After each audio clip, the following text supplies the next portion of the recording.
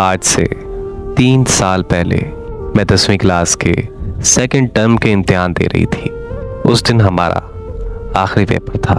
हम पेपर से जल्दी फ्री हो गए थे तो हमें एक शैतानी सूझी कि हम मरियम का बॉयफ्रेंड देखने जाते हैं। मरियम हमारी बहुत अच्छी दोस्त थी। छुट्टी के टाइम वो लड़का उसके रास्ते में आया करता था। हम उस दिन मरियम के साथ गए तो हमेशा की तरह वो लड़का बाइक पे आ रहा था। हम सब ने उसे पहली बार देखा था। उसके साथ उसका कज़न भी था, लेकिन मैंने सिर्फ उसके बॉयफ्रेंड को ही देखा था। उसके कज़न ने मुझे देखा तो उसने घर जाकर मरियम को मैसेज किया कि जो आखिर में लड़की खड़ी थी वो कौन थी। मरियम ने सब फ्रेंड से पूछा कि वो लड़की कौन थी। फिर मरियम की बहन ने आहिस्ता से बताया कि वो आयशा थी। मरियम और मैं बहुत अच्छी फ्रेंड्स थी। हम हर बात एक दूसरे से शेयर करते थे। मरियम मुझे बहुत अच्छी तरह जानती थी।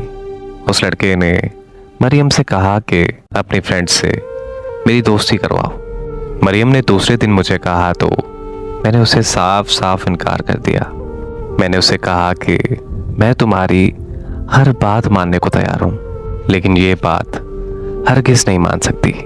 मगर वो लड़का मुसलसल मरियम के पीछे पड़ा रहा कि उसे कहो एक बार मुझसे बात कर ले, लेकिन मैंने उसे हर बार इनकार कर दिया क्योंकि ना हमारे घर का ये माहौल था और ना मैंने कभी सोचा था किसी लड़के के बारे में। एक दिन मैं मरियम के घर गई तो मरियम ने अपनी कसम देकर उस लड़के से मेरी बात करवाई। मरियम की कसम की वजह से मैंने उससे बात की। मैंने बस उस लड़के से सलाम किया, उसके अलावा मैंने उससे कोई बात नहीं की। फिर उसने मरियम से मेरा नंबर मांगा। मेरे पास अपना फ़ोन नहीं था। मैं अपने चाचू से फ़ोन लेकर अपनी फ्रेंड से बात किया करती थी। फिर मैंने उसी नंबर से उससे बात की। बात करते करते मुझे कब उसकी आदत हो गई मुझे पता ही नहीं चला। मुझे उससे बेहद मोहब्बत हो गई। मेरी ज़िंदगी में वो पहला लड़का था जिससे मैंने इतनी मोहब्बत की। वो मेरा बहुत ख्याल रखता था, हर बात मानता था मेरी। यकीन जाने कि मुझे उससे बेइंतहा मोहब्बत हो गई थी और शायद वो भी मुझसे मोहब्बत करता था। मेरी सारी फ्रेंड्स को पता था हमारी मोहब्बत के बारे में। एक दिन हम सब फ्रेंड्स एक साथ बैठी थीं तो मेरी एक फ्रेंड ने बोला कि उस लड़के को हम दूसरे नंबर से तंग करते हैं।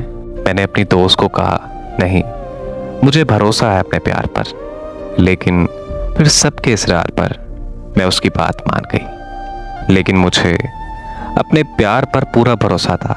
मुझे पूरा भरोसा था कि वो सिर्फ मुझसे ही बात करता है। मेरी फ्रेंड ने उसे मैसेज किया, हेलो जान। मेरे दिल की धड़कनें फुल तेज हो गई तो उसका पहला रिप्लाई आया कि तुम उर्वा हो। मैं वो मैसेज देखकर बिल्कुल हैरान हो गई कि ये उर्वा कौन है। मेरी फ्रेंड ने रिप्लाई किया कि हाँ मैं उर्वा हूँ। तो वो कहने लगा कि कैसी हो मेरी जान। मैं ये सोच सोच कर रोए जा रही थी। मेरी फ्रेंड्स मुझे चुप करवा रही थी। यकीन जाने कि वो दिन क़यामत का दिन था मेरे लिए। मेरी फ्रेंड उसे मैसेज करती रही और वो बात करता रहा। वो बिल्कुल मेरी दोस्त से उसी तरह बात कर रहा था जिस तरह वो मुझसे बात किया करता था।